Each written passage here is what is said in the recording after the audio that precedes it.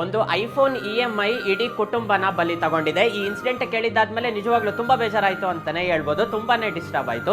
Reason ಏನು ಅಂದ್ರೆ ಮಹಾರಾಷ್ಟ್ರದಲ್ಲಿ ಕುನಾಲ್ ಅಂತೇಳಿ ಒಬ್ಬ ಹುಡುಗ, 18 ವರ್ಷದ ಹುಡುಗ. ಈ ಹುಡುಗ ಏನ್ ಮಾಡಿದಾನೆ ಅಂದ್ರೆ ಅವ್ರ ಅಪ್ಪ ಅಮ್ಮಗೆ ಹೇಳ್ದೆ ಒಂದು ಐಫೋನ್ ತಗೊಂಡಿದ್ದಾನೆ. ಅದು ಕೂಡ EMI ಮೇಲೆ ತಗೊಂಡಿದ್ದಾನೆ. ಇವನೇನು ಕೂಡ ಜಾಬಿಗೆ ಹೋಗ್ತಾ ಇಲ್ಲ, ಏನು ಕೂಡ ಇಲ್ಲ. EMI ಮೇಲೆ ಒಂದು ಐಫೋನ್ ತಗೊಂಡಿದ್ದಾನೆ. ಐಫೋನ್ ತಗೊಂಡಿದ್ದಾದ್ಮೇಲೆ ಒಂದೆರಡು ತಿಂಗಳು EMI ಕಟ್ಟಿದ್ದಾನೆ. ನೆಕ್ಸ್ಟ್ ಮಂತ್ ಇಂದ EMI ಕಟ್ಟೋದಿಕ್ ದುಡ್ಡಿಲ್ಲ.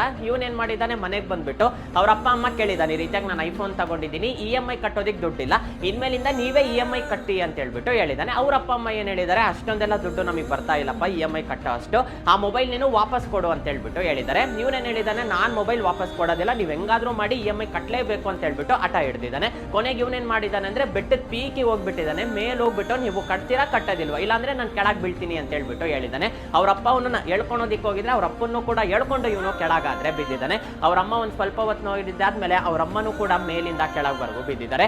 ಮೂವರು ಕೂಡ ಸ್ಪಾಟ್ ಅಂತಾನೆ ಹೇಳ್ಬೋದು. 3 ಜನನು ಕೂಡ ಸತ್ತೋಗಿದ್ದಾರೆ.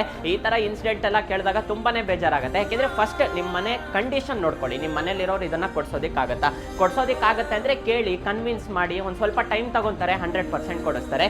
ಈ ತರ ಫಾಸ್ಟ್ ಡಿಸಿಷನ್ ಎಲ್ಲ ತಗೊಳೋದಿಕ್ಕಾದ್ರೆ ಹೋಗ್ಬೇಡಿ. ನಿಮ್ ಮನೇಲಿ ಐಫೋನ್ ಕೊಡ್ಸೋ ಶಕ್ತಿ ಇತ್ತು ಅಂದ್ರೆ ನೀವು ಕೇಳೋಕ್ಕೂ ಮುಂಚೆನೆ ನಿಮಗೆ ಐಫೋನ್ ಕೊಡಿಸ್ತಾರೆ. ತುಂಬಾ ಹಠ ಮಾಡೋದಿಕ್ಕಾದ್ರೆ ಹೋಗ್ಬೇಡಿ. ನಿಮ್ ಮನೆ ಕೊಡ್ಸಕ್ಕಾಗಲ್ಲ ಅಂದ್ರೆ ನೀವು ಓದ್ಬಿಟ್ಟು ಒಂದ್ ಒಳ್ಳೆ ಜಾಬ್ ತಗೊಂಡು ಆವಾಗ ನೀವು ಆರಾಮಾಗಿ ಐಫೋನ್ ತಗೊಳ್ಳಿ. ಅವಾಗ ಯಾರು ಕೂಡ ನಿಮಗೆ ಕೇರ್ ಮಾಡೋದಿಲ್ಲ, ಯಾರು ಕೂಡ ನಿಮಗೆ ಕ್ವಶನ್ ಮಾಡೋದಿಲ್ಲ. ಈ ತರ ಎಲ್ಲ ಮಾಡೋದಿಕ್ಕಾದ್ರೆ ಹೋಗ್ಬೇಡಿ. ಆದಷ್ಟು ಈ ವಿಡಿಯೋನ ಎಲ್ಲರಿಗೂ ಕೂಡ ಶೇರ್ ಮಾಡಿ, ತುಂಬಾನೇ ಯೂಸ್ ಆಗುತ್ತೆ. ಈ ತರ ಇನ್ಫಾರ್ಮೇಶನ್ ಮಿಸ್ ಆಗಬಾರ್ದು ಅಂದ್ರೆ ನಮ್ಮ ಪೇಜ್ನ ಫಾಲೋ ಮಾಡಿ.